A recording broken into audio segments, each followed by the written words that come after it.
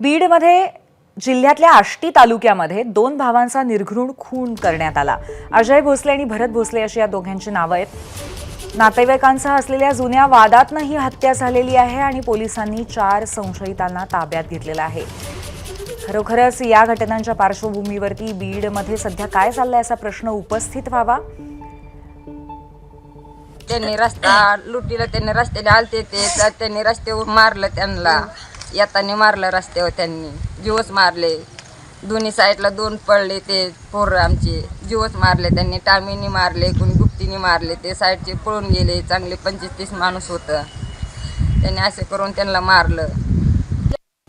2 सख्ख्या भावांची हत्या झालेली आहे आणि त्याचबरोबर आंबेजोगाईमध्ये सुद्धा गोळीबार झाल्याचं कळतंय। आता या बातमी संदर्भामध्ये पुन्हा एकदा गोविंद शेळके आपले प्रतिनिधी माहिती देतात। गोविंद, नक्की काय प्रकार झाला हा हत्येचा?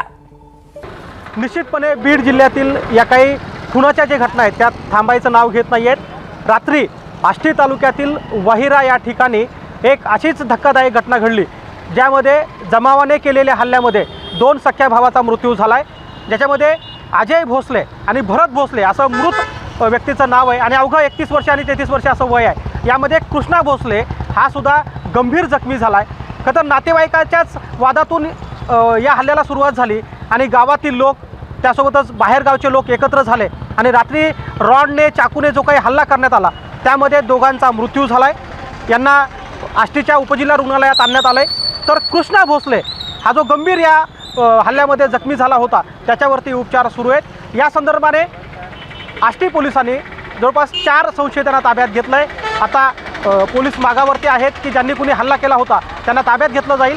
याचं कारण जरी कळू शकलं नसलं तरी हा धक्कादायक हल्ला होता, ज्या हल्ल्यामध्ये दोघांचा जागीच मृत्यू झाला आहे तर 1 जण गंभीर जखमी झाला आहे।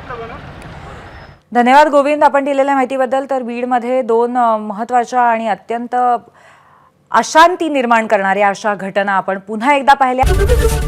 एबीपी माझा, उघडा डोळे बघा नीट।